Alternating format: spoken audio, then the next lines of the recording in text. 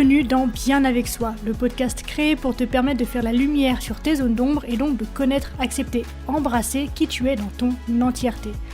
Ce voyage en toi que je te propose est la promesse de vivre une plénitude émotionnelle ineffable et la liberté absolue d'être qui tu es.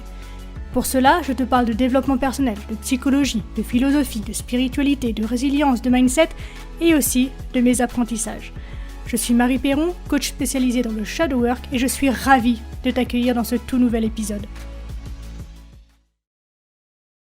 Hey, salut à toi, j'espère que tu vas bien. Je te souhaite la bienvenue dans ce nouvel épisode qui constitue le deuxième de notre série dans le cadre de notre review sur un livre incontournable de l'univers du développement personnel, notamment dans le cadre de la gestion de conflits.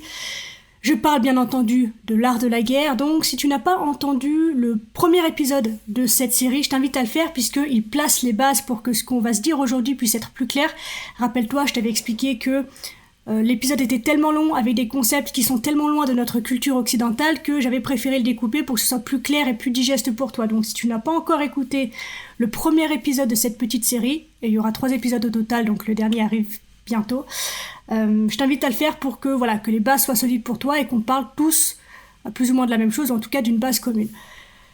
Mais si vraiment t'as la flemme d'aller l'écouter, en gros ce qu'il fallait retenir de l'épisode précédent, c'est que la première chose fondamentale donc, de cet ouvrage consiste à en comprendre la vision du monde, et c'est ce que je te présentais en fait dans le précédent épisode, puisque selon moi, en prendre connaissance et le comprendre permet de faciliter grandement la mise en place des stratégies proposées dans un ancien ouvrage d'une ancienne culture pour qu'elles puissent être applicables en fait dans nos environnements individuels, spécifiques et modernes. Donc la première chose que je t'ai présentée, c'est la nature des choses selon le Sun Tzu, qui consiste en une prise en considération des situations dans leur ensemble, dans leur globalité, et comprendre qu'en fait tout est interconnecté et que nous, en tant qu'individus, on est une pièce de ce schéma, de cette machine d'interconnexion, et que notre position, notre contexte spécifique et individuel est à prendre en considération également et à inclure dans le contexte global d'une situation.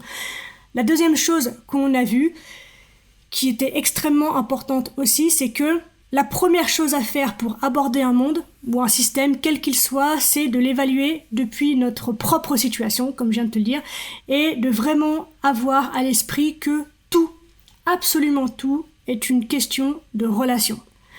Donc, comprendre la nature des choses selon le Sun Tzu, la vision du monde du Sun Tzu, et comprendre que tout est interconnecté et que tout est donc une question de relation.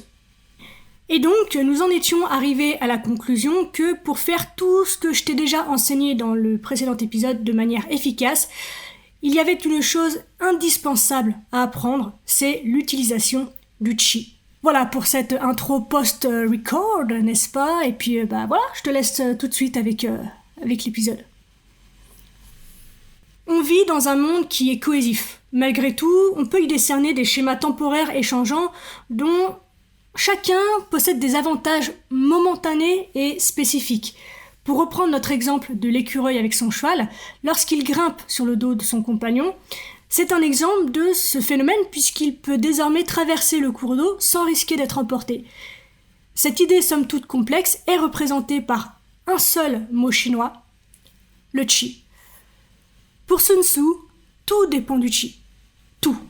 Une victoire, si elle est obtenue, même si elle peut être attribuée à, la volonté du commandant, à un plan de bataille aux petits oignons ou à un avantage en nombre, par exemple, est toujours due à la bonne maîtrise du Qi.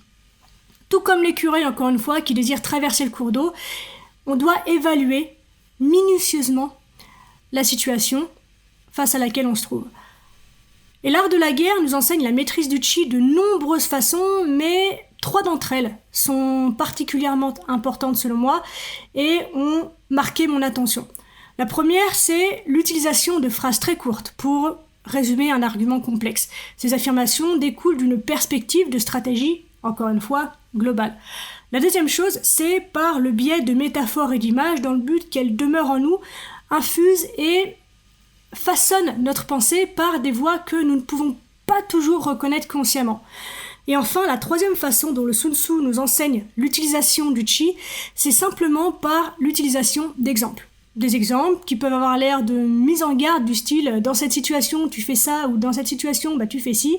Par exemple, « franchissez rapidement les montagnes et restez dans les vallées » au chapitre 9, qui sont de bons conseils militaires simples et clairs. Mais plus fondamentalement, ces exemples expriment le monde en termes de mise en relation, toujours, dans une situation donnée, et nos réactions naturelles dans ce cas précis. Donc, au lieu d'énoncer des conseils qu'on avale comme des bonbons, le texte les met en situation en nous donnant des exemples ancrés dans la réalité, que l'on peut projeter dans notre propre réalité occidentale et moderne. Et le but de ces exemples, c'est de pouvoir nous y plonger jusqu'à ce que nous percevions intuitivement la conception relationnelle en évitant l'enseignement théorique proposé au fil des chapitres. Et c'est un peu le même principe en fait qui s'applique lorsque l'on apprend le karaté ou l'aïkido. Je sais pas si tu connais un petit peu, mais on travaille dans ces disciplines-là ce qu'on appelle des katas, qui sont des séquences de gestes formalisés et codifiés que l'on répète encore et encore jusqu'à ce que, non pas que ça devienne une seconde nature, mais que ça devienne notre première nature. Que notre premier réflexe, notre première action, ce soit ces gestes répétés. On est donc dans cet ouvrage face à des maximes qui viennent se loger dans notre inconscient et dont la sagesse s'intègre à nos pensées. Et cette approche devient problématique dès lors que l'on essaye de reproduire directement le comportement des maximes au lieu de les utiliser pour déclencher une compréhension des circonstances présentes. Et ça, c'est super important, parce que lorsque je parle de cet ouvrage avec d'autres personnes, par exemple, beaucoup me disent qu'il est dépassé, qu'il n'est dans rien dans la gestion des relations, et que en gros ça sert à rien, et qu'ils voient pas le rapport en fait entre le mouvement des troupes sur un terrain d'une guerre paumée à je sais pas combien d'années dans le passé.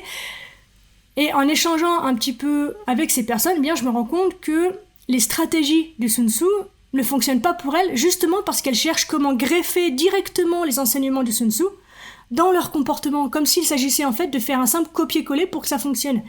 Et il est évident que de cette façon, ça peut pas fonctionner, puisque l'art de la guerre est avant tout un univers qu'il faut appréhender et intérioriser pour en faire l'expérience et laisser cette dernière infuser dans notre quotidien. Et c'est de ça dont j'ai envie de te parler aujourd'hui, de l'univers à considérer et côtoyer pour recevoir et appliquer la quintessence de cette sagesse. Bien, maintenant que tu sais toute l'importance accordée au Qi par le Sun Tzu, le Qi concrètement c'est quoi ?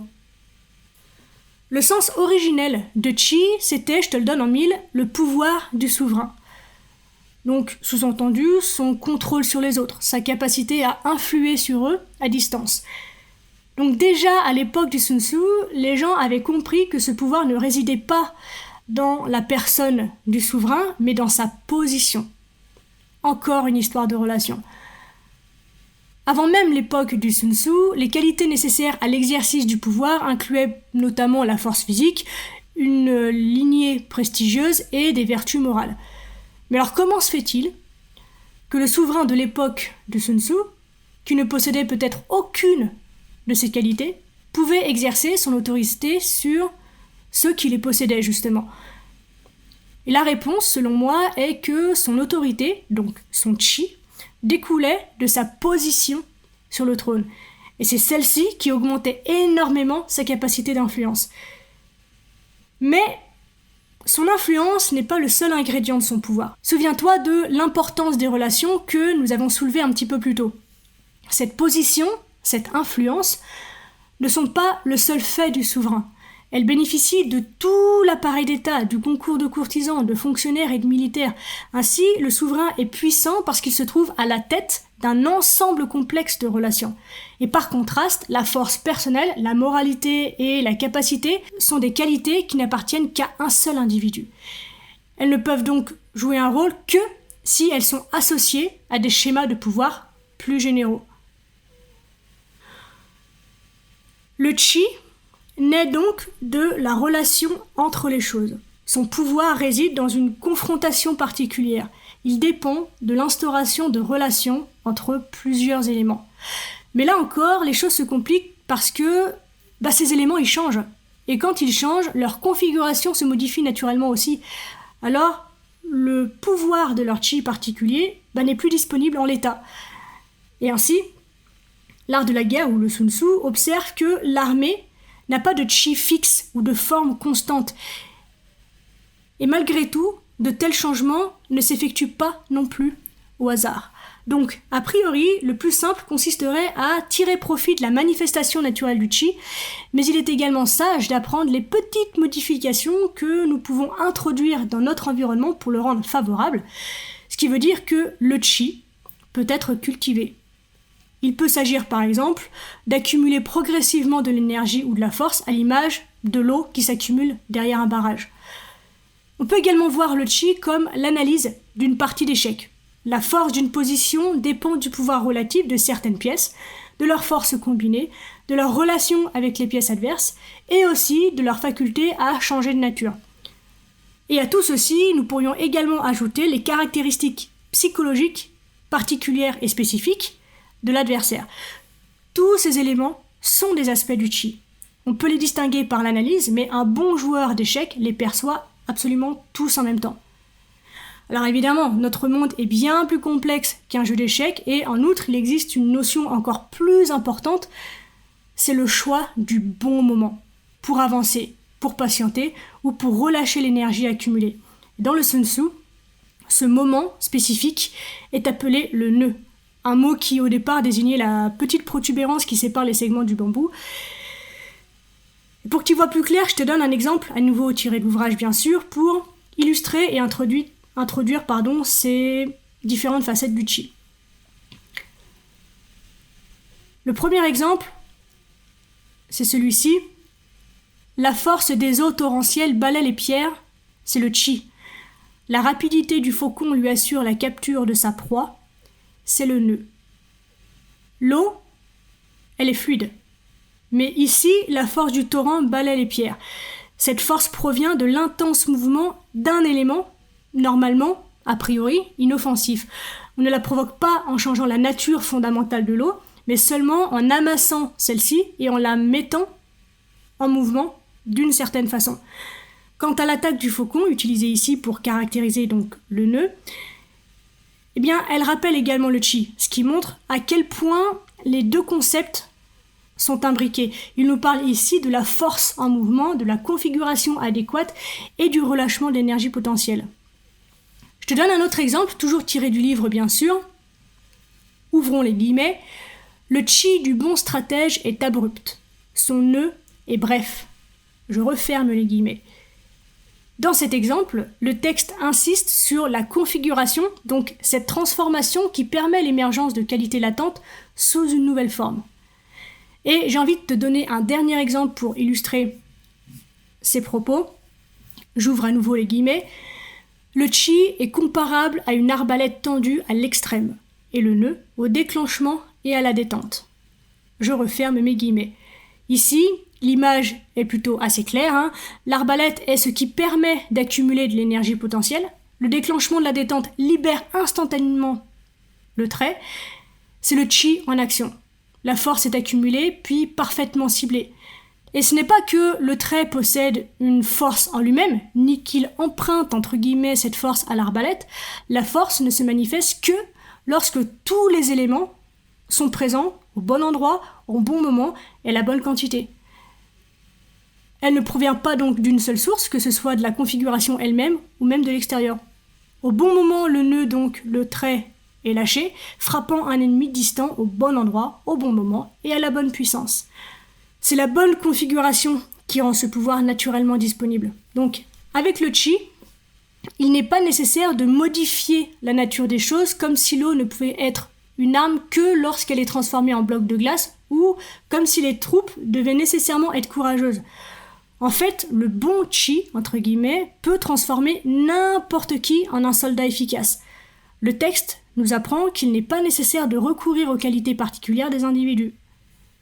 Et que, de cette façon, le bon stratège obtient la victoire non pas en l'exigeant de ses troupes. Il ne compte donc pas sur ses hommes et leur individualité, mais sur son chi. Voici donc la force immense et impersonnelle du monde que nous révèle le chi. Et enfin, l'ultime chose à savoir pour comprendre le chi, c'est qu'il n'existe que dans l'instant présent. Et je pense que cette affirmation se suffit à elle-même au regard de tout ce qu'on s'est déjà dit jusque-là. Mais il y a tout de même un tout dernier aspect du Qi que nous devons d'explorer pour tout comprendre selon moi et pour profiter au maximum de l'expérience Sun Tzu, c'est le Tao. Hey, c'est à nouveau la Marie du post-traitement, n'est-ce pas? Je coupe ici à nouveau l'épisode puisque je pense que les notions abordées sont suffisamment complexes. Le vocabulaire peut paraître extrêmement simple, mais les notions évoquées sont bien plus complexes qu'elles n'y paraissent, donc je pense que c'est plus intelligent de s'arrêter là, et je te délivrerai du coup la suite bientôt, on verra bien, peut-être la semaine prochaine, peut-être demain, on verra comment je le sens, mais voilà, donc pour aujourd'hui en tout cas, je te propose peut-être de réécouter les deux parties dans leur ensemble pour que tu puisses mieux intégrer encore le propos que je te propose, et puis bien dans le prochain épisode, on va ensemble explorer un univers qui est infini, mais qui est incroyable, que moi personnellement j'aime beaucoup, c'est le Tao. On arrive déjà à la fin de cet épisode, merci de l'avoir écouté jusqu'au bout. J'espère qu'il t'a plu, si c'est le cas, n'hésite pas à me le faire savoir et à m'encourager en mettant un commentaire ou 5 étoiles sur Apple Podcast ou encore Spotify. Les témoignages, les interactions, ça aide simplement à mettre le contenu en avant et donc à agrandir la communauté, et c'est vraiment super important pour moi, donc merci pour ta contribution. Dernière chose, si tu as envie de me poser des questions, d'interagir avec moi ou de me soumettre des sujets que tu aimerais que j'évoque dans ce podcast, bien n'hésite pas à me le faire savoir en privé sur Instagram, le lien se trouve dans la description. On se retrouve très vite dans un tout nouvel épisode, d'ici là bien sûr, prends soin de toi, sois reconnaissant envers la vie et surtout n'oublie jamais que tu es la personne la plus importante de ta vie et que de ce fait, tu mérites ce qu'il y a de meilleur. Je nous aime, à la revoyure.